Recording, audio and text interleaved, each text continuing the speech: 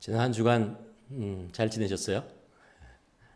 우리가 원래 오늘까지 현장 예배를 드리고 현장 예배를 이제 멈추고 이제 온라인 예배를 드리고 그 다음 주부터 현장 예배 같이 드리려고 그랬는데 아직 정부 발표나 이런 것들이 때가 되지 않은 것 같습니다. 그래서 좀 더 기다려야 될 것 같고 그래서 이제 원래 6월 6일 날 하기로 했던 장로 임직식 같은 것들을 좀 연기하게 되었습니다. 계속해서 우리가 그래도 조금씩 이제 상황들이 좀 더 나아지는 것 같아요. 그래서 계속해서 좀 더 인내하고 어쩌면 이게 마지막 우리가 코비드로 인해서 어려운 시간을 보내야 될 때 그때가 아닌가 생각되는데 잘 인내했으면 좋겠습니다. 성경을 오늘 말씀으로 이제 들어가려고 하는데요. 여러분 기억하십니까? 우리가 그동안 나눴던 말씀들의 내용이 뭐였는지 우리가 8주 동안에 변화와 회복이라는 것과 주제 가지고 우리가 말씀을 나누었잖아요. 그래서 영적인 변화, 그리고 우리의 그 몸의 변화, 우리의 생각의 변화, 그렇죠? 그리고 우리의 또 감정의 변화에 대한 이야기를 했고요. 지난주에는 우리가 관계에 대한 이야기를 했죠. 그렇죠? 그리고 이번 주에는 이제 우리의 재정에 관한 이야기를 좀 하려고 합니다. 돈에 관한 이야기를 좀 하려고 합니다. 그러니까 돈에 대한 변화, 재정에 대한 변화가 아니고 우리가 돈을 바라보는 우리의 시각, 우리의 태도, 우리의 삶의 구체적인 행동의 변화 이런 것들이 우리에게 있어야 한다라는 말이죠. 로마서 우리가 잘 아는 계속해서 말씀드리는 게 12장 2절에 보면 너희는 이 세대로 본받지 말고 오직 마음을 새롭게 함으로 변화를 받아 하나님의 선하시고 기뻐하시고 온전한 뜻이 무엇인가 분별하도록 하라라는 거죠. 우리가 이 재정에 관한 돈에 관한 것도 세상의 방법으로 우리가 돈을 바라보고 살지 말고 하나님의 뜻이 무엇인지 알고 어떻게 하면 우리가 이 재정, 우리가 돈에 관한 것들을 우리가 바라볼 것인가. 그러기 위해서 우리의 마음과 우리의 생각, 이 변화를 받아야 된다. 그런 말씀을 하고 있는 것입니다. 여러분 아십니까? 성경에 보면요, 예수님의 말씀 중에 천국이나 지옥에 관한 그런 말씀보다요, 돈을 주제로 한 말씀이 더 많아요. 돈에 대한 예화를 쓴 것이 많아요. 예수님께서 사용하셨던 비유 중에 반이 이 재물에 관한 것과 관계되는 내용을 예수님께서 말씀하셨습니다. 왜 그랬을까요? 그 이유는 우리 인간들이 이 세상에 살아가면서 돈의 영향을 엄청 많이 받기 때문에 그렇죠. 때로 돈의 지배를 받으면서 살아가고 있기 때문에 그렇습니다. 우린 늘 재정에 대해서 고민하고 어떻게 돈을 벌 것인가, 돈을 위해서 일을 하게 되죠. 그리고 또 돈을 버는 법 이런 것들을 배우기도 하고 어떻게 돈을 저축하고 투자하고 뭐 이런 생각들을 돈 때문에 기뻐하기도 하고 또 우리 재물 때문에 슬퍼하기도 하는 것입니다. 이 재물이라고 하는 것이 우리들의 그 개인적인 삶뿐만 아니라 가정, 일터 그리고 교회와도 깊은 관련이 있다는 것을 알게 됩니다. 만일 우리가 이 재물이라고 하는 것들을 잘 관리하지 않으면요, 우리가 재물을 지배하지 못하면 이 재물이 우리의 삶을 지배하게 된다는 것을 우리가 압니다. 이 재물을 잘 관리하면 우리 삶의 많은 부분에 선한 영향력을 우리가 끼치면서 살 수 있다는 것이죠. 그래서 오늘 우리가 해야 되는 질문은 이것입니다. 나는 이 재물이라는 걸 잘 관리하고 있는가? 다시 얘기하면 나는 성경적 재정 관리에 대해서 알고 있는가라는 것이죠. 그 원칙을 내가 가지고 있는가라는 것입니다. 그래서 오늘 설교를 통해서 이런 이야기를 우리가 다 할 수는 없지만 나는 나의 재정은 건강한가? 이 질문 한번 해봤으면 좋겠고요. 우리에게 어떤 변화가 필요한지 한번 깊이 생각해 보는 시간을 가지려고 합니다. 오늘 본문의 내용은요, 이렇게 같이 이제 있겠지만 불의한 청직이라는 제목을 가지고 있습니다. 청직에 대한 이야기인데요. 이게 불의한 청직이에요. 예수님이 하신 말씀 중에서 약간 이제 논란이 되는 내용입니다. 왜냐하면 예수님께서 이 불의한 청지기를 칭찬하는 것처럼 그의 행동을 칭찬하는 것처럼 기록되어 있기 때문에 그렇죠. 그리고 오늘 본문을 한번 인트로덕션을 이렇게 해드리고 그리고 이 본문을 한번 같이 한 절씩 교독하면서 우리가 한번 나아갔으면 좋겠습니다. 오늘 함께 나눌 하나님의 말씀은 누가복음 16장 1절에서 14절까지입니다. 누가복음 16장 1절에서 14절이죠. 제가 먼저 1절 읽겠습니다. 여러분이 그 다음 읽으시면 됩니다. 또한 제자들에게 이르시되 어떤 부자에게 청지기가 있는데 그가 주인의 소유를 낭비한다는 말이 그 주인에게 들린지라. 주인이 그를 불러 이르되 내가 네게 대하여 들은 이 말이 어찌 되느냐.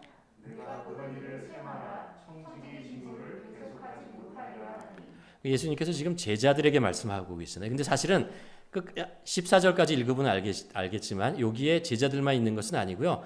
바리새인들도 있었다는 것을 알 수 있습니다. 그러니까 예수님께서 이 지금 청지기에 대한 이야기를 하실 때는 이 바리새인들도 염두에 두고 이 말씀을 하고 있는 것입니다. 2절에서 그렇게 얘기하잖아요. 셈할 때가 오겠다라는 그런 말씀을 하고 있습니다. 3절입니다. 청지기가 속으로 이르되 주인이 내 직분을 빼앗았으니 내가 무엇을 할까? 땅을 파자니 힘이 없고 빌어 먹자니 부끄럽구나. 내가 할 일을 알았도다. 이렇게 하면 직분을 빼앗긴 후에 사람들이 나를 자기 집으로 영접하리라 하고. 말씀을 통해서 우리가 알 수 있는 것이 이제 이 청지기가 원래 하나님으로부터 이 주인으로부터 직분을 받았어요. 그 주인의 그 재산을 관리하는 것이죠. 근데 이게 지금 직분을 감당하지 못했어요. 주인의 뜻을. 그래서 뺏기게 되는 상황을 맞이하게 된 것입니다. 말씀 이렇게 가만 보면서 마음도 정신을 차리게 됩니다. 뭐냐면 우리들에게 하나님께서 여러 가지 직분을 주시잖아요. 교회에서도 그렇고 가정에서도 그렇고 일터에서도 우리가 맡겨질 역할이 있다는 것입니다. 하나님께서 우리에게 주신 것이 있습니다.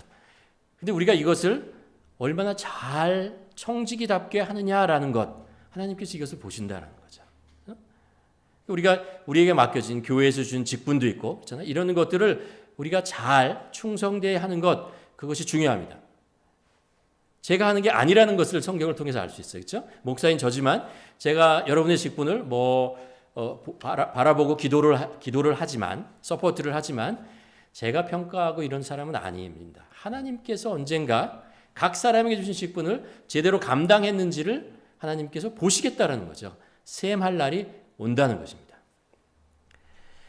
이제 5절부터 이제부터 이 청지기가 한 행동이요, 불의한 청지기가 한 행동이 좀 이상합니다. 5절부터 한번 8절까지 보죠. 주인에게 빚진 자를 일일이 불러서 먼저 온 자에게 이르되 내가 내 주인에게 얼마가 빚졌느냐. 말하되 길은 6만원이이다. 이르되 여기 내 증서를 가지고 빨리 앉아 50이나 쓰라. 또 다른 이에게 이르되 너는 얼마나 빚졌느냐. 이르되 밀 100석이니이다. 이르되 여기 내 증서를 가지고 80이라 쓰라 하였는지라.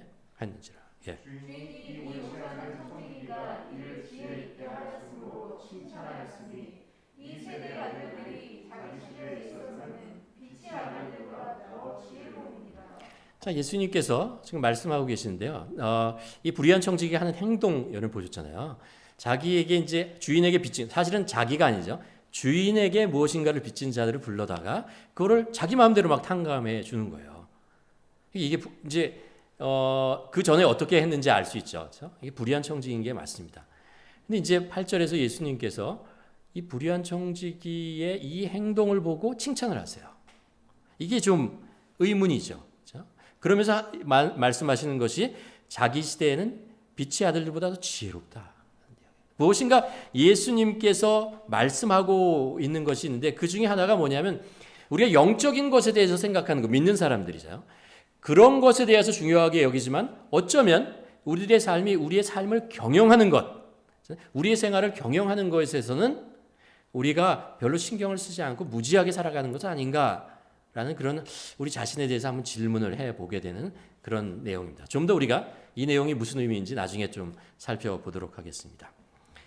이제 9절부터 예수님께서 이제 본격적으로 하고 싶은 말씀을 이제 하게 되는 거죠. 마지막까지 교독하시겠습니다. 9절입니다. 내가 너희에게 말하노니 불의의 재물로 친구를 사귀라. 그러면 그 재물이 없어질 때에 그들이 너희를 영주할 처소로 영접하리라. 지극히 작은 것에 충성된 자는 큰 것에도 충성되고 지극히 작은 것에 불의한 자는 큰 것에도 불의하리라. 너희가 만일 불의한 재물에도 충성하지 아니하면 누가 참된 것으로 너희에게 맡기겠느냐. 너희가 만일 남의 것을 충성하지 아니하면 누가 너희 것을 너희에게 주겠느냐. 집 하인이 두 주인을 섬길 수 없나니 혹 이를 미워하고 저를 사랑하거니와 혹 이를 중히 여기고 저를 경히 여길 것임이니라. 너희는 하나님과 재물을 겸하여 섬길 수 없느니라. 바리새인들은 돈을 좋아하는 자들이라. 이 모든 것을 듣고 비웃거늘.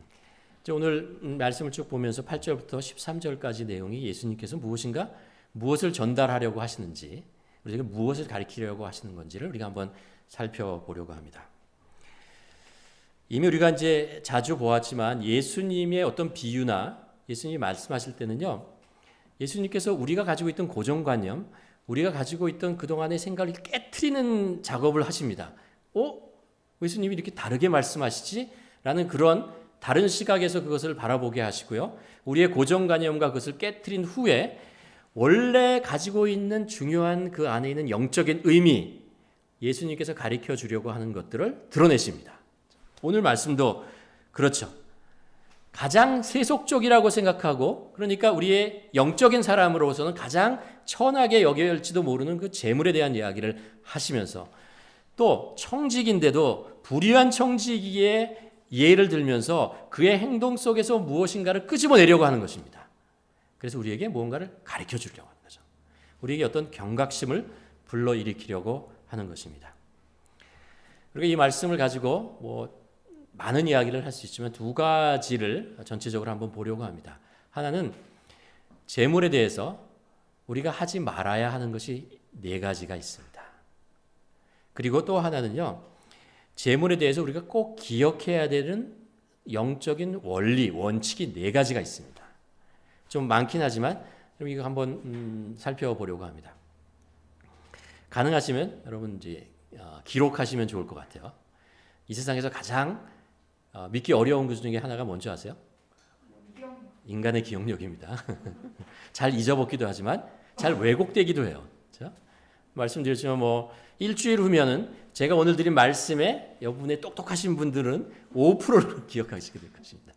5%만 기억이 안 된대요. 그게 인간의 모습입니다. 한 달이 지나면 거의 1%도 기억이 안 난다는 얘기죠. 그렇죠? 기록하지 않고 리뷰하지 않으면. 자, 재물을 가지고 하지 말아야 될 실수 네 가지를 얘기하면요. 오늘 말씀 속에서 배울 수 있는 건 이것입니다. 재물을 낭비하지 말라는 거예요. 1절을 보세요. 그가 주인의 소유를 낭비한다는 말이 그 주인에게 들린지라. 낭비라는 이야기. 낭비라고 하는 것은 뭐예요? 이러는 거죠. 수입보다 지출이 많으면 안 된다는 거예요. 그렇죠? 내가 버는 것보다 지출을 많이 한다는 것은 결국 뭐예요? 빚을 진다는 이야기이죠. 재물을 제대로 관리하지 못한다는 것이고, 그러면 괴로워요, 인생이. 힘들어지는 것이죠. 또 돈은 필요 이상으로 사용하지 말라는 것입니다. 우리가 흔히 이러잖아요. 물건을 살 때나 돈을 사용할 때 이것이 내가 원하는 것인지, 내가 좋아서 하려는 것인지, 아니면 이것이 꼭 나에게 필요한 것인지 한번 생각해 보라는 거죠. 그래서 필요한 것이 아니면, 그리고 내가 뭔가 이렇게 좋아서 이거 나에게 있으면 좋겠다, 이런 것들은 가능하면 삼가해야 된다는 거죠. 꼭 필요한 것을 우리가 구입하고 사용하는 것, 그렇게 살아야 된다는 이야기를 합니다. 또 하나는 이렇게 얘기할 수, 낭비한다는 것은 이거죠. 재물을 내 마음대로 사용하는 거죠. 내 뜻대로, 내 마음이 동하는 대로, 내 생각대로 사용하는 것, 그것은 이 청지기가요, 주인의 뜻이 아니고 자기 뜻대로 재물을 걷어들이고 사용했다라는 거예요. 그걸 낭비했다고 얘기하고 있는 것이죠. 제가 한번 찾아봤어요. 캐네디언들은 부채가 얼마나 될까? 통계를 한번 찾아봤더니요. Acute Facts라는 데가 있습니다. 그러니까 우리 캐네디언, 노스 아메리카 다 그런데 개인 그리고 비즈니스의 신용도를 평가하는 그런 거예요. 그러니까 여기 계신 분들 모두의 신용도가 거기서 평가되어져 있습니다. 거기서 나온 자료에 의하면요, 작년에 캐네디언 한 명당 부채가 얼마냐면요, 놀라워요. 73,000불 정도예요. 한 명당이에요. 이게 부부면 얼마겠어요? 거의 15만 불. 그 정도의 부채를 가지고 있대요. 우리가 굉장한 부채를 다 어깨에 얹고 살아가고 있다라는 이야기를 합니다. 저 아이들까지 합치면 얼마겠어요? 네. 낭비하지 말라는 거죠. 낭비하지 말라는 거죠. 두 번째는 오늘 본문이 얘기해 주는 건 돈을 사랑하지 말라라는 것입니다. 돈을 사랑하자. 돈을 위해 살지 말라는 거죠. 13절에 보면요, 이렇게 얘기해요. 집 하인이 두 주인을 섬길 수 없나니 혹 이를 미워하고 저를 사랑하거니와 혹 이를 중히 여기고 저를 경히 여김이라. 너희는 하나님과 재물을 겸하여 섬길 수 없느니라.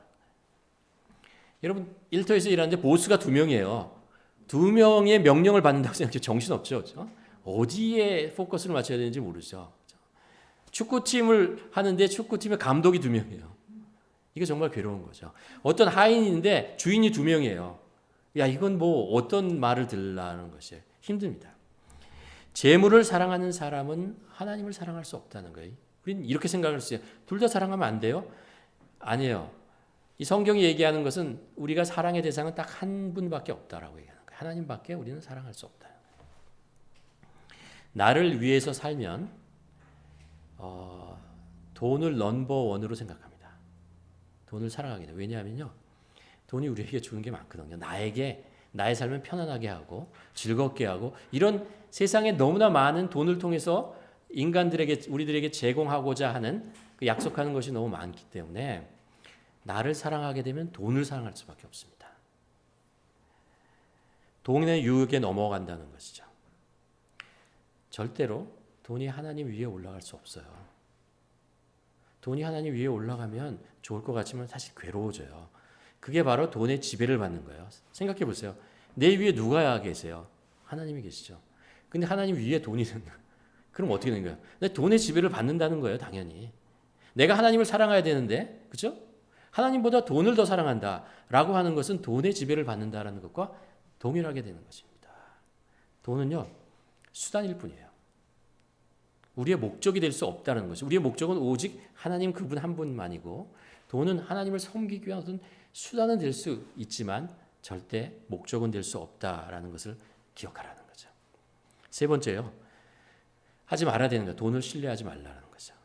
오늘 3절에 보면요, 청지기가 속으로 이르되 주인이 내 직분을 빼앗으리라. 이 청지기가요, 돈이 있으면 무엇인가가 될 줄 알았어요. 그 돈을 의지하는 거죠. 그러니까 돈을 이렇게 많이 주인의 돈을 이렇게 낭비하는 것이죠. 자기 것으로 막 사용하고 그러는 것이죠. 자기를 돈에 의지하면 자기의 인생이 안전할 거라고 생각했는데 아니라는 걸 깨달았어요. 다 뺏기는구나. 이럴 때가 오는구나. 돈을 의지할 대상이 아니구나. 내가 주인을 의지했어야 되는 건데 돈을 의지했구나 라는 것을 깨달은 것입니다. 돈은 필요합니다. 그렇죠? 그러나 돈을 신뢰해서는 안 된다는 것입니다. 돈이 우리의 삶을 보장해 주지 못한다는 거예요. 우리가 알잖아요. 돈은 돌고 도는 것입니다. 올 수도 있고 나갈 수도 있습니다. 쌓을 수도 있고 그리고 사라져 버릴 수도 있습니다. 내게 영원히 머물지 않는다는 것을 기억하는 거죠. 돈에 내 안전을 걸면 수입이 줄어들면 마음이 불안하고 고통스럽고 힘들어질 수밖에 없습니다. 아브라함은요, 재물을 많이 가졌던 사람이에요. 근데 아브라함은 재물에 의지하지 않았어요. 오히려 재물이 많아졌을 때 자기 조카 롯과의 불화가 있어서 헤어지게 되었습니다. 야곱은 정말 복을 원했던 사람이에요. 그래서 그것을 다 얻고 났는데 그래도 여전히 불안했어요. 불안에 떨잖아요. 그리고 히스기야 왕 여러분 기억하십니까? 히스기야 왕이 바벨론에 온 사순들에게 자기가 가지고 있는 재물, 왕국에 있는 것, 그리고 성전에 있는 재물들이 나 이렇게 많다는 걸 자랑했어요. 그리고 어떻게 돼요? 그게 바벨론의 침공을 받는 빌미를 제공하게 됩니다. 재물을 의지하면 안 된다라는 것을 알 수 있죠. 하나님이 나를 지켜주시는 거지 재물이 나를 지켜주지 않는다는 것이죠. 네 번째, 돈이 나를 만족시킬 거라고 기대하지 마십시오. 돈이 없으면 불편합니다. 돈이 없으면 불안할 수도 있습니다. 그래서 우리가 재물을 잘 관리해야 되는 거죠. 그러나 돈을 만족의 수단으로 생기면요, 욕심만 늘어나고 만족은 줄어듭니다. 오히려. 미국의 큰 거부였던 하워드 휴즈라는 사람이 있어요. 이제 뭐 지금 돌아가서 오래전에 돌아갔지만 이분이 돈이 얼마나 많았냐면 이런 예화가 있어요. 이분이 이제 캘리포니아에서 사업을 하고 막 그랬었는데요. 이게 세금이 너무 많으니까 라스베가스로 이사를 했어요. 모든 걸. 자기 개인 기차를 타고 요즘 말하면 개인 비행기죠. 이게 1966년 이야기인데요. 다 가지고 라스베가스로 갔어요. 거기에 그래 가서 데저트 인이라는 곳에 이제 펜트하우스 제일 위에 있는 곳에 머물렀습니다. 자기 스태프들하고. 근데 이 사람이 라스베가스가 도박의 도시잖아요. 근데 도박을 안 해요. 이 스태프들도 도박을 안 해요. 그러니까 이 데저트 인에 있는 사람이 그 주인이 쫓아내려고 하는 거예요. 이게 그 인을 하지만 호텔을 하지만 목적이 호텔에 투숙객을 두는 게 아니고 사실 도박을 해서 돈을 벌려고 하는 것인데 이 사람들이 도박을 안 하는 거예요. 그러니까 쫓아내려고 하는 거예요. 그러다가 그랬더니 이 하워드 휴즈가 어떻게 했냐면요. 그 호텔 사버렸어요. 호텔 전체를 그냥 내가 이거 사버리겠다라고 다 사버렸습니다. 또 그곳에서 이제 거주하는데 이 사람이 밖에 잘 안 나와 은둔 생활을 했거든요. 밖에 안 나가서 특별히 이제 취미가 뭐냐면 심야에 일 다 끝난 후에 심야에 혼자서 옛날 그리워하는 좋아하는 영화를 보는 거였어요. 근데 그 당시에 라스베가스에 그 밤새도록 하는 방송국이 없었어요. 그래서 어떻게 하냐면 로컬 방송국을 사버려요. 그래가지고 거기서 자기가 좋아하는 영화를 틀게 만드는 거예요. 요즘같이 인터넷이면 안 그럴 텐데 그 당시는 방송국에서 틀어주지 않으면 못하니까 아예 방송을 사가지고 자기가 원하는 영화를 틀어서 자기가 원하는 영화를 밤에 보는 거죠. 이 정도인 사람이었는데 이 사람이 이제 어떤 사람이 이 사람에게 그런 질문을 했어요. 당신은 얼마나 돈이 있으면 행복하겠습니까? 했을 때 이분이 했던 그 유명한 말이 그거예요. A little more. 조금만 더 있으면 됩니다. 조금만 더 있으면 난 행복할 것 같다는 거예요. 조금이 언제예요? 끝이 없다는 거죠. 만족이 없다는 것입니다. 잠언 5장에 보면 전도자가 이런 이야기를 합니다. 은을 사랑하는 자는 은으로 만족하지 못하고 풍요를 사랑하는 자는 소득으로 만족하지 못하니 이것도 헛되도다. 재물이 우리를 만족시키지 못한다는 거예요. 우리에게 오히려 욕심만을 더해줄 뿐이고 내가 부족하다는 것을 더욱더 심어주는 것이라는 거죠. 우리의 만족은 오직 예수 그리스도밖에 없습니다. 우리 삶의 가치는 돈으로 지어지는 것이 아니고 우리의 재산의 양으로 우리의 삶의 가치가 정해지는 것은 아닙니다. 우리의 삶의 가치는 예수님께서 나를 위해 죽으셨기 때문에 나에게 가치가 있는 거예요. 예수님의 생명으로 나를 바꿨기 때문에 그렇기 때문에 내 인생이 소중한 것이고 내 삶이 중요한 것입니다. 오직 우리의 만족은 그래서 예수 그리스도밖에 없다는 거죠. 그렇죠? 우리가 네 가지 재물에 대해서 오해하지 말아야 되는 것, 실수하지 말아야 되는 것이죠. 재물을 낭비하지 말라. 그렇죠? 사랑하지 말라. 신뢰하지 말라. 재물로 인해서 만족하려 하지 말라는 거죠. 두 번째 주입니다. 재물에 대해서 우리가 기억해야 될 재물에 대한 어떤 성경적 원칙이라는 것이 있습니다. 네 가지 있는데 첫 번째는 이것입니다. 우리의 재물은 하나님에게 속한 것입니다. 하나님에게 속한 것이에요. 1절을 다시 보면요. 또 제자들에게 이르실 때 어떤 부자에게 청지기가 있는데 그가 주인의 소유를 낭비한다는 말이 그 주인에게 들린다.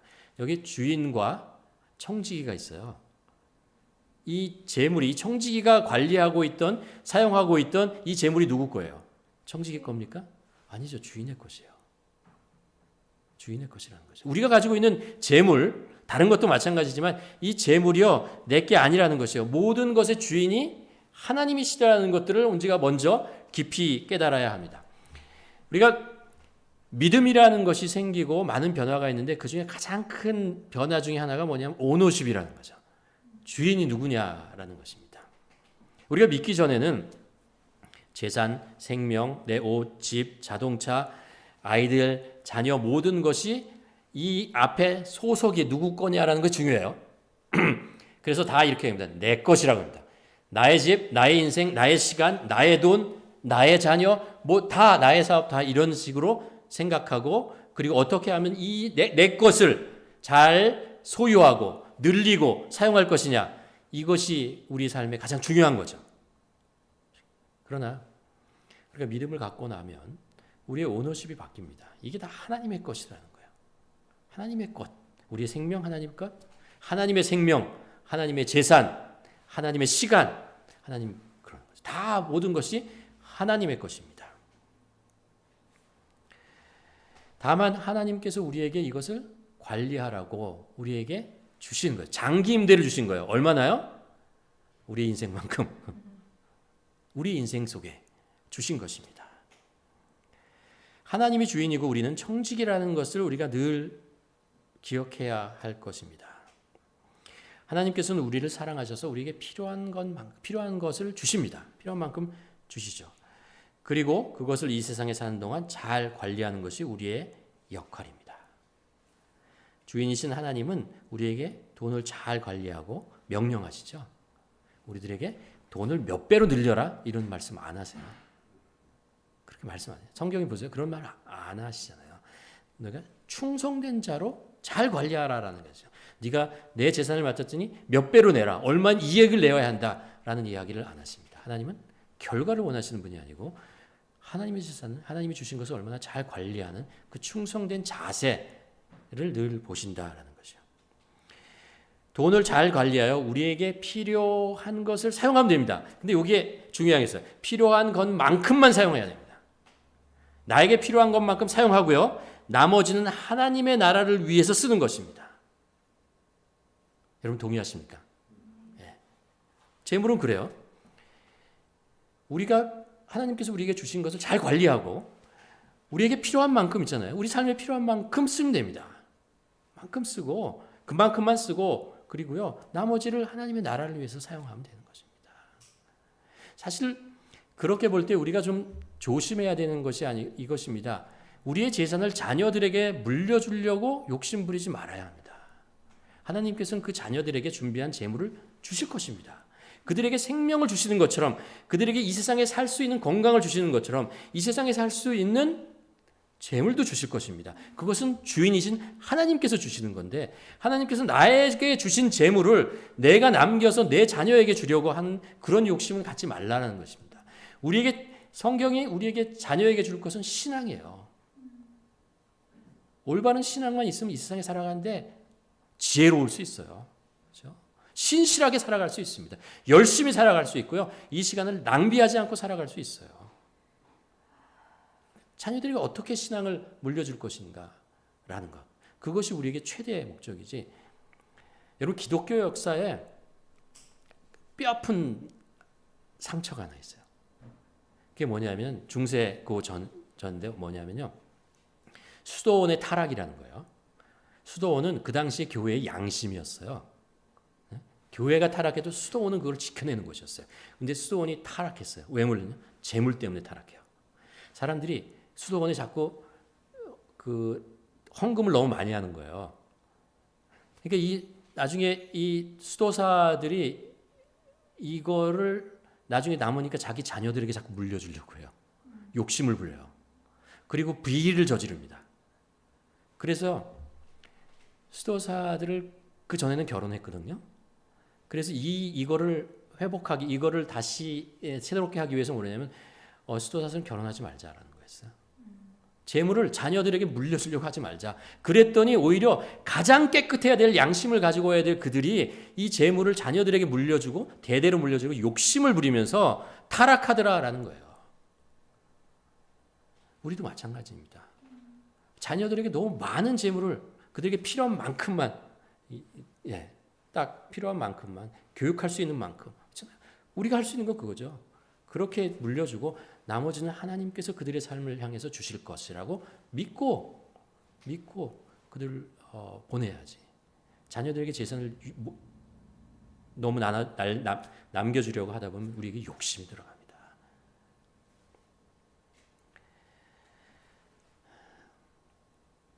재물에 대한 이야기는 이거죠. 다른 모든 것보다 우리 재물이 하나님에 속한 것이고, 하나님이 주인이시고, 그러니까 우리가 욕심 부릴 필요가 없습니다. 우리는 잘 관리하면 되는 거고요. 그렇죠? 주님의 뜻에 따라 관리하는 것이 우리들의 사명이라는 거죠. 두 번째, 하나님은 더 큰 복을 위하여 우리를 시험하세요.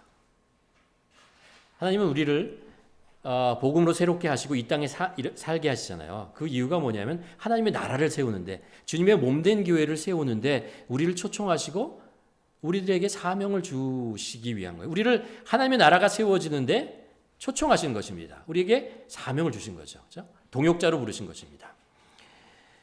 그러나 그 일을 감당하게 하기 위해서 하나님은 우리를 훈련시키십니다. 그 훈련 중에는 시험이라는 것이, 테스트라는 것이 있습니다.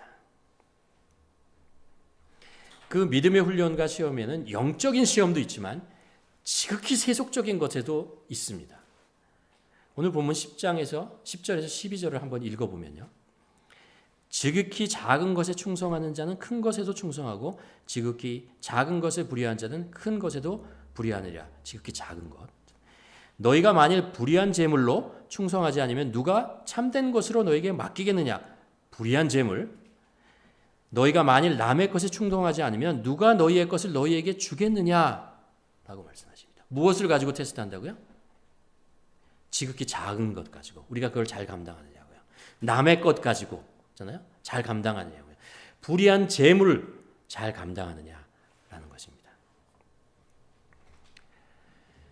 제가 옛날에 그 한국에 있을 때 이런 생각이 났어요. 왜냐하면 전교연 수련회라는 것이 있었습니다. 저희 다니는 교회에서 전교연 수련회, 제가 이제 갓 결혼했어요. 갓 결혼했는데 제가 여러분 아시는지 모르겠는데 제가 교회에 다니는 우리 교회 그 담임 목사님의 따님을 결혼했어요.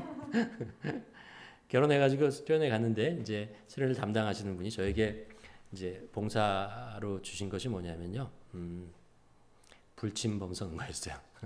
밤에 잠자고 거기 아이들도 가고 그러니까 시큐리티를 위해서 불침범을 쓰라 그러는 거예요. 그러니까 잠을 거의 못 자는 거예요. 하루에 2시간, 3시간. 낮에는 뭐를 하냐면요, 부엌에서 쓰레기 갖다 버리는 게 저한테 주신 사명, 그 임무였습니다. 제가 그때 직장 생활하고 있었는데 한국에서 직장 생활하시는 분은 알지만 1년 동안 휴가가 한 4일 정도예요. 근데 수련회에 다 썼어요. 근데 제가 가서 한 일이 뭐냐 하면 밤에 잠 못 자는 거, 그리고 낮에는 쓰레기 버리는 거였어요. 제가 가만 그때 지나면서 야, 이거 하려고 여기 왔나? 더 좀 보람 있는 거 나 시키면 안 되나? 그런 생각을 했던 기억이 납니다. 제가 그걸 잘 감당했는지 안 했는지는 하나님만께만 아시겠죠. 그렇죠? 청지기에 대한 이야기를 하면은 요셉에 대한 생각이 나죠. 우리가 잘 알지만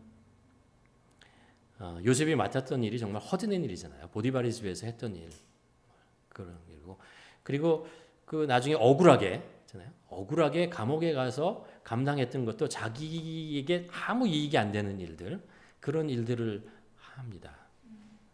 여러분, 요셉이 그것을 잘 감당했나요? 요셉이 어떻게 총리가 됐어요? 하나님께서 요셉에게 가졌던 계획이 뭐냐 하면은 많은 사람을 구원하는 거였어요. 그래서 요셉을 선택하셨습니다.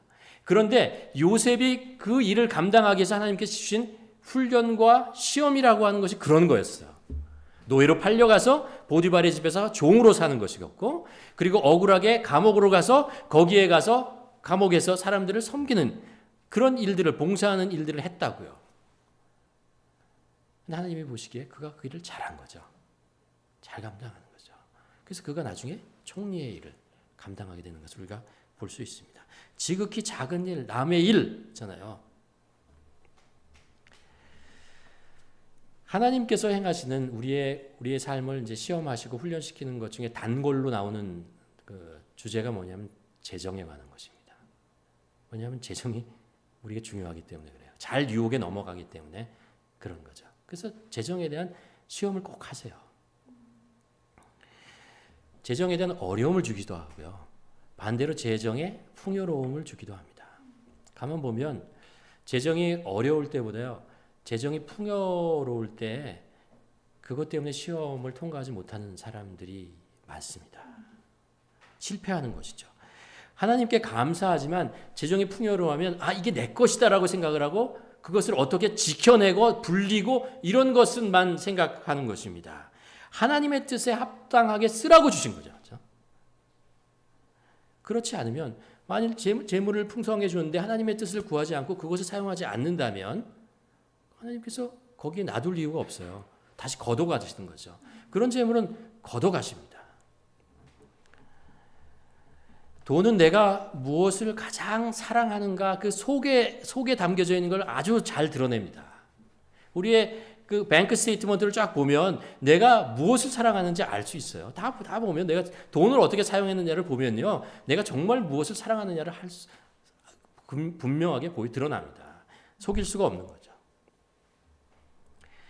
우리가 이것이 하나님의 훈련이고 테스트라는 것을 안다면 재정에 관한 것 우리가 두 가지를 꼭 명심을 해야 됩니다. 하나는요. 재물이 풍요로워요. 그러면 이게 지금 내가 가지고 있는 것이 내 것이 아니라는 것을 고백해야 됩니다. 하나님께서 나에게 주셨다라는 거죠. 감사해야 됩니다. 또 하나, 재정에 궁핍하잖아요. 그러면 생각하셔야 됩니다. 하나님께서 언젠가 필요한 것을 다시 채워주실 것입니다. 참으셔야 됩니다. 인내하시면 다시 하나님께서 그것을 채워주실 날이 올 것입니다.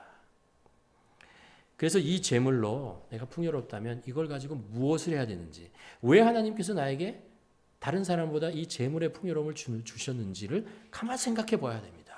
하나님께서 그냥 주실 이유가 없는 거죠. 또 하나, 내가 재물이 없어서 그렇다면 괜찮아요. 우리는 다른 것으로 또 하나님의 뜻에 순종할 수 있는 것이 많이 있습니다. 재물이 꼭 아니라도요. 재물은 어떻게 보면 우리가 기본적으로 우리가 살아가기 위해서 필요한 것을 주시는 것입니다. 그렇죠? 그 재물보다 많이 주시면 그 재물을 가지고 하나님의 나라를 세우는데 뜻에 합당하게 살아가게 주시는 것이고, 그렇지 않고 재물이 나에게 필요한 것만 주시고 그것에 멈춰 있다면 나에게 또 다른 것을 하나님께서 주신다는 거예요. 예를 들면 나에게 어떤 기술을 주시고 달란트를 주시고 시간을 주시고 기도할 수 있는 마음을 주시고 긍휼한 마음을 주시고 시간을 주시고 이런 것을 주시는 것입니다. 이런 것을 가지고 하나님의 뜻에 어떻게 살아갈 것이냐라는 것을 생각하고 질문하고 찾아가면 되는 거죠. 하나님은 많건 적던 재물을 잘 관리하는 것에만 관심이 있을 뿐입니다. 재물을 하나님께서 필요하신 분에게 더 주는 거죠. 오늘 말씀이 이겁니다. 지극히 작은 것에 충성한 자는 큰 것에서 충성한다라는 거예요. 이게 하나님께서 예수님께서 말씀하시는 게 뭐냐면요. 지극히 작은 거가 뭐냐면 재물이라는 거예요. 나에게 주신 그 재물, 그것을 잘 관리하면 하나님께서 더 큰 것을 관리할 수 있는 그런 것을 하나님께서 맡겨주신다라고 얘기를 하는 것이죠. 세 번째, 재물은요 하나님의 뜻을 이루는 수단입니다. 아까도 말씀드렸죠. 재물은 뭐라고? 목적이 아니라고 했잖아요. 수단입니다. 수단이라는 것을 우리가 기억해야 됩니다. 혹시 여러분 재물이 세속적인 거다, 악한 거다라고 생각하십니까? 아니라는 거 아시겠죠? 재물은 선하지도 악하지도 않고 좋은 것도 아닌 것이 나쁜 것도 아닙니다. 다만 그 재물을 사용하는 사람의 마음이 문제죠. 그렇죠? 그래서 돈을 사랑하는 것이 일만 악의 뿌리다라고 얘기합니다. 그 뿌리가 어디 있다고요? 이 마음에, 돈을 사랑하는 마음 속에 있다고 그러죠. 돈은 우리가 이 세상을 살아가는 수단일 뿐입니다. 그러니까 돈을 사용하는데 내가 어떤 목적으로 사용하는가라는 것이 중요한 것이죠. 오늘 본문 9절의 말씀을 다시 보도록 하겠습니다. 이 9절의 말씀 우리가 함께 다시 한번 함께 읽도록 하겠습니다. 시작. 내가 너희에게 말하노니 불의의 재물로 친구를 사귀라. 그리하면 그 재물이 없어질 때에 그들이 너희를 영주할 처소로 인도하느냐라고 영접하느냐고 하죠. 여기서 말하는 불의한 재물이라는 것은요, 예수님께서 불의하게 벌어들인 재물이라는 뜻이 아니에요. 이 불의한 재물이라고 하는 것은요, 사람들이 재물을 불의하다고 천한 것이라고 여기는 것, 편견을 가지고 있는 사람에 대한 그런 관점에서 얘기하는 것입니다. 14절에 보면 바리새인들은 돈을 사랑하는 자이라 이 모든 것을 듣고 비웃더라라는 것입니다. 예수님께서 돈을 가지고 비유하시는 것을 바리새인들이 들은 거예요. 그리고 비웃어요. 근데 그 속마음은 뭐냐면요, 돈을 사랑해요. 돈을 천하게 여기면서 실제는 돈이 좋다는 것을 알고 그런 사람, 바리새인이라는 거죠. 우리가 돈에 대한 얘기를 생각을 하면서 우리 마음속에 그렇게 생각하는 거예요. 거룩하게 생각하며 돈은 비천한 것, 악한 것, 에이 돈을 사랑해? 이렇게 너는 천한 인간이야. 이렇게 생각하면서 속으로는 나 돈 있으면 좋겠다. 이렇게 생각하는 사람들의 마음속을 빗대어서 이렇게 얘기하는 거죠. 불의한 재물. 자, 너희들이 생각하는 별거 아니라고 생각하는 그것, 재물을 가지고도 하나님의 나라, 하나님의 그 나라를 위해서 하나님의 뜻에 따라 사용할 수 있는 도구가 된다. 수단이 될 수 있다라고 말씀하시는 것입니다.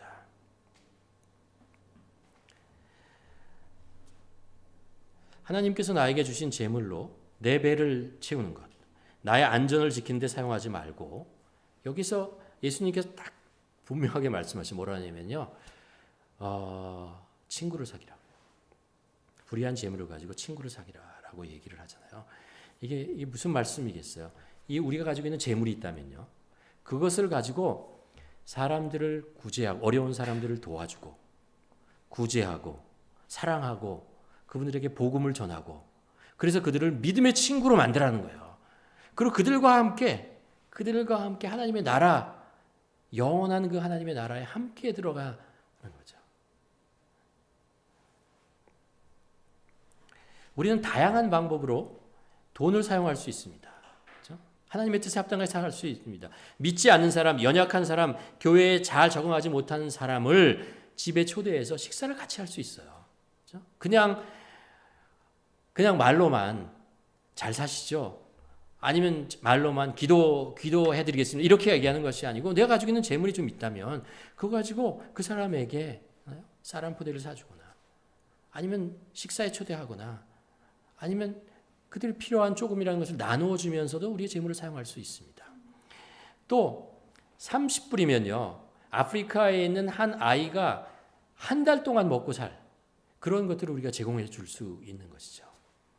집에 나오는 빈병 뭐 이런 것들을 모으면 1년 동안 모으면 한 100불 넘잖아요. 그거면 우리가 몇 번 해봤지만 그 원주민 선교를 하시는 분들에게 같이 모으면요 엄청난 힘이 되는 것을 알 수 있습니다. 가족들이 잘 입지 않은 옷들을 모으면 난민들에게 그것이 큰 재산이 되는 것을 알 수 있습니다. 우리가 A급 차를 구입해야 되는 것을 B급 차로 잠깐 내려서 구입을 하면요 그걸 가지고 선교사 가정을 후원할 수 있습니다. 엄청난 돈을 벌지 않더라도 우리가 가지고 있는 재물을 잘 사용하기만 하면 그것 가지고 우리가 재정의 압박으로부터 어느 정도 해방될 수 있고요. 또 그걸 가지고 한 영혼을 위로하고 구원하고 고생하는 선교사 한 가정을 도울 수 있고 어려운 지역의 교회들을 세울 수도 있습니다. 우리가 이런 지극히 작은 것에 충성할 때 하나님께서 우리의 삶 속에 더 큰 것으로 우리에게 채워주시고 또 맡겨주신 그거 예수님께서 지금 말씀하고 있는 것입니다. 결론으로 말씀드리면요. 마지막으로 기억할 것이 이것입니다. 2절에 보면 주인이 그를 불러서 내게 보던 일을 셈하라. 우리 삶에 하나님께서 우리 삶을 셈할 때가 온다. 그때 놀라지 않기를 바랍니다. 놀라지 않으시기를 바랍니다. 그때 아니 하나님 내가 내 것 가지고 사용한 거 아닙니까? 내가 땀 흘려서 벌어서 내가 마음대로 사용했습니다. 아니면 하나님 저에게 뭘 그렇게 많이 주셨다고 이렇게 셈하시려고 합니까? 이러지 말고 오히려 하나님께서 우리 삶을 보고 수고했다. 내가 지극히 작은 일 충성했고 남의 것에서 충성하고 불의한 재물로 가지고도 네가 구원을 이루고 어려운 사람을 도와주고 친구를 사귀었구나. 잘했다. 내 아들아 내 딸아 이제 내가 너에게 큰 일을 맡기겠다. 이렇게 말씀하시는 그런 이야기를 우리가 들어야 되지 않겠습니까? 외국어를 번역하다 보면 그 나라의 말마다 뉘앙스가 조금씩 달라서 번역하는 게 어려운 것들이 있잖아요. 그 말 중에 하나가 부자라는 것과 부요한 자라는 것잖아요. 이걸 다 영어로 바꾸면요, 다 리치맨이에요. 부자라고 생각하지만 우리나라 말에는 부자와 부요한 자가 좀 다르잖아요. 부자는 뭐냐 하면은 그렇죠. 재물이 많은 사람이에요. 가진 것이 많은 사람을 우리가 부자라고 얘기합니다. 근데 부요한 사람이라고 하는 것은 재물이 많은 사람도 있지만 꼭 재물이 많지 않더라도 말이죠. 그 재물의 가치를 알고 그것에 합당하게 그 가치에 맞게 걸맞게 살아가는 사람, 사용하는 사람을 가리켜서 우리는 부요한 사람이라고 얘기를 하죠. 그리고 누가복음 12장에 보면 예수님께서 부자에 대한 이야기를 하잖아요. 얼마나 그 풍성하게 곡식을 거두어 드렸으면은 곡간을 헐고 새로 곡간을 크게 만들어서 거기다가 재물을 확 집어넣고 하잖아요. 그리고 나서 얘기를 하는 것이 이것이잖아요. 내 영혼아 이제 여러 해 쓸 물건을 많이 쌓아두었으니 평안히 쉬고 먹고 마시고 즐거워하자. 우리는 알 수, 이 사람이 부자라는 거 알 수 있어요. 분명히 부자예요. 여러 해 농사 안 지어도 여러 해 먹고 살 정도로 부자예요. 예수님께서 말씀하신, 이 부자에게 말씀하시는 건 이거였어요. 자기를 위하여 재물을 쌓아두고 하나님께 대하여 부요하지 못한 자. 예수님은 부자라고 얘기했어요. 그런데 너는 부요한 자는 아니다. 너의 인생은 부요하지 않다라는 거예요. 그게 왜 그래요? 재물의 가치를 모르는 거죠. 이 재물이면 얼마나 많은 놀라운 일들을, 선한 영향력을 사람들에게 많이 끼칠 수 있는 그런 소중한 재물인데 이것을 왜 곳간에 쌓아둬? 라고 얘기를 하는 거죠. 생각해 보세요. 재물, 그렇게 보면 우리가 재물 말고도 우리가 가지고 있는 많은 탤런트들, 경험들, 시간들 많이 있습니다. 아니 왜 그렇게 많은 것을 있는데 그것을 자기만 위해서 사용하는 거야? 자기의 곳간에 쌓아놓고 그것을 가지고 나는 이제 안전하다라고 얘기하느냐 말이에요. 아직도 아니면 이렇게 많이 가지고 있는데 나는 아직 부족해, 모자라 이렇게 생각하고 있느냐 말이에요. 아니라는 거죠. 내가 가지고 있는 것에, 하나님이 주신 것에 대한 그 가치를 알고 이게 얼마나 큰 영향력을, 얼마나 힘을 가지고 있냐는 것을 알고 이걸 가지고 주위 있는 사람한테 사용하고 하나님의 나라를 위해 사용하고 있잖아요. 그렇게 하면은 얼마나 큰 일들이 될 수 있는데 왜 그러느냐라는 거죠. 그렇게 사용하는 사람이 되라는 것이죠. 그게 누구예요? 부요한 자. 여러분 모두 부요한 자가 되기를 축원합니다. 네.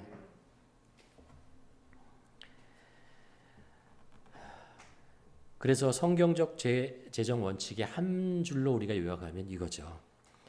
하나님이 주신 재물을 잘 관리하여 나에게 꼭 필요한 만큼만 쓰고 나머지는 하나님의 나라를 위해서 다 쓰는 기쁨을 누리는 그런 사람입니다. 어느 게 더 기쁠 것 같아요? 나를 위해서 사용할 때 기쁠 것 같아요? 아니면 그 재물을 다른 사람에게, 많은 사람들을 위해서 사용하는 것이 기쁘겠어요? 우리가 11조의 원리에서 이걸 알 수 있어요. 하나님은요, 10분의 1은 교회, 10분의 9는 이것으로 너의 삶을 통해서 하나님의 나라를 위해서 네가 청지기가 돼서 10분의 9는 네가 다 알아서 쓰라는 거예요. 다 엄청난 우리에게 특권을 주신 거예요. 10분의 9는 네 마음, 아니 이렇게 말하면 안 돼. 하나님 마음, 하나님의 뜻에 합동하다를 쓰라, 써봐라 라고 말씀하시는 거죠. 놀라운 거예요. 그렇죠?